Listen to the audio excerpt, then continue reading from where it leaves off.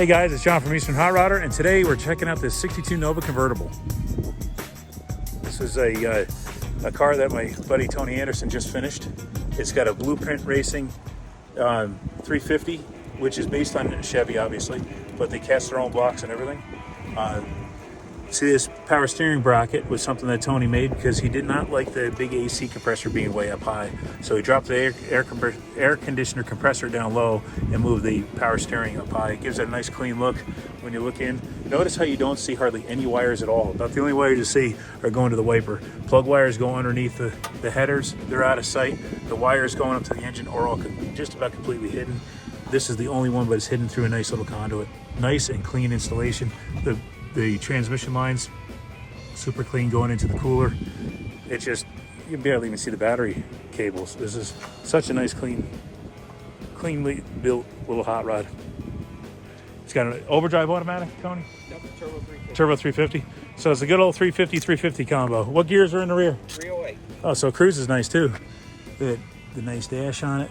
Tony did everything in his garage at his house. This is not a professional shop built car. He's just a professional quality type guy.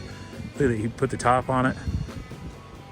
I might end up having to get you to put a top on my daughter's car. Are they really? So this car is just super clean. And the color is a Corvette Atomic Orange? 05 Corvette Sunset Orange. 05 Corvette Sunset Orange. So nice little 10-volt, four-wheel disc brakes. You can see those hiding behind these nice 5-spoke wheels. They're Legend Series wheels from Vision. And they're not a huge inch wheel. They're a 17, but they look big on this little car because it's not a big car at all. Kept the stock style emblems with the 350 added in there. It gives it, when it's all closed up, it looks pretty subtle, really. And he's got a nice little cowl hood. So unlike a lot of the monsters that are out there today with 1,000+ horsepower, this car was built to just be driven and enjoyed and look good while doing it. And I think Tony really hit the mark on this. It's really just good classic lines. He kept all the lines without any radical body modifications. All the trim's still stock, right? Yeah. The emblems and everything? Yeah, well, we got rid of the Nova 2, the Chevy 2 trim that went down Oh, the that's sides. right. Yeah, yeah. Down the sides. So more like the SS was trimmed out in 63 then. So 63 was the first year for SS and last year for convertible. So this was before the SS was available. And 62 was the first year, wasn't it? 62 is the first year of the Nova. Yeah, so this is first year car. Look at that nice little cowl hood. It's just enough to let you know it's not stock anymore. And it just fits the car well. It flows with the car. You almost don't even notice it. Well, that orange is really nice. If we had a sunny day, you got to see this thing really pop in the sun. Which I think it was sunnier out at a car show. So if you look at the extracurricular activity car show coverage, you'll see that. Tony, how was the body and everything when you got it? Did you have to do a lot of sheet metal? It was a complete car. We bought it out of Hampton, Georgia, down by the racetrack. And I drove it into the building, but it was originally black with the fawn interior. Okay. And it ran and drove. It was, he's the second owner of the car. A gentleman in Alabama owned the car. Okay. And he passed away, and we bought it from his son. Okay. In the 400 series, that was the top of the line trim model, yes. I think, for the Nova. So all convertibles are probably 400. Okay, that makes sense. And it's it's a good solid car to start. You had to do floor replacement. I put floor pans in it, stripped the whole underside of the car, and something I did a little different than when I had my shop is I did the truck bed liner across the whole bottom of the car. Oh, that's a good idea. So for noise insulation, plus make it a driver. You didn't have to, if you paint it, it gets rock packed sure. and sandblasted. I wanted it to last because I built this for my friend who I served with in Iraq, and he kind of watched my back over there, so I did this as a gift to him. That's awesome. That's really cool.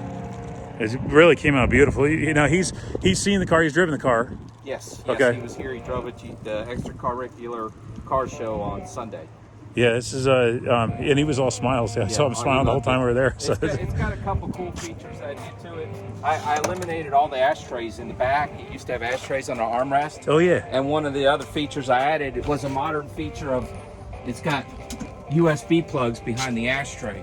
Oh, check that out. That's really cool. An ashtray. So, and it's got all the rack and pinion steering and the ice cold air, and it's just a fun cruising car.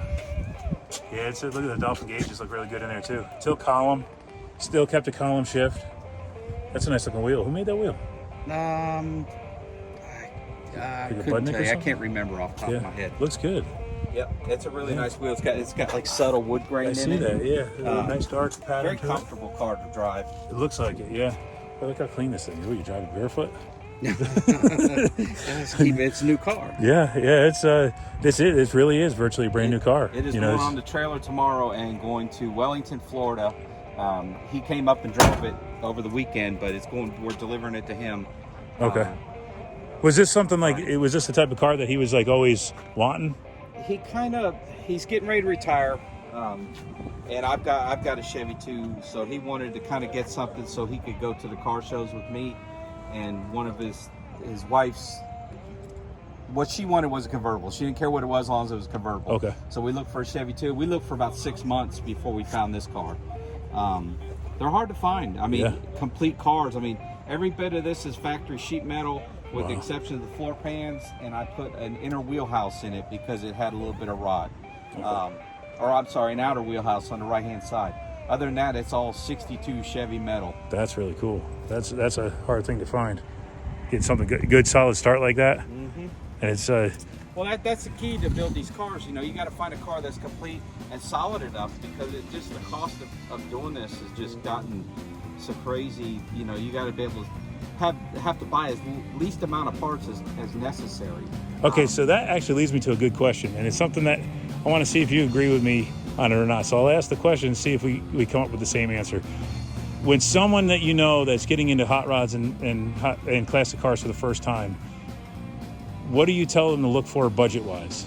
Like, I don't mean a dollar amount. Like, if their budget is X, do you tell them to go out and buy a clapped-out car and start from scratch, or do you tell them to go out and buy the nicest one they can? A lot of it comes down to their skill level. Some people aren't mechanically inclined, so they have to buy something a little bit more complete, because if not, then they get stuck having to pay someone to do the work for them. Yeah. Now, the guy that this is going to is not mechanically inclined at all, so I did another feature.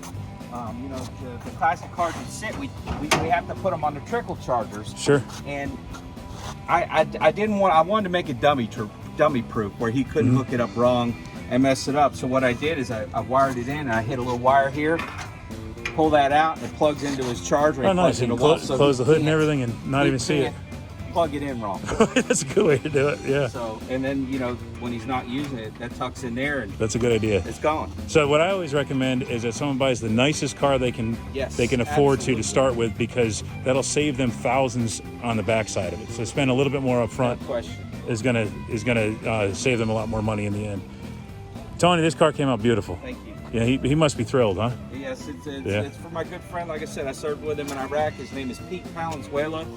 He lives in South Florida. He's getting ready to retire, so hopefully in a couple of years, me and him will be cruising the roads together in our Novas. That'll be very cool. Well, here it is, guys. And I got to tell you, I am slightly disappointed, because I'm not going to be able to see this car after today, because it's getting loaded up and going to a different spot. But it's a great story behind it. Tony does really nice work, and too bad for anybody who wants to, but he's not for hire. This was done as a favor for a friend of his, and again, from one soldier to another. So this is just really a cool project that was done for a good cause.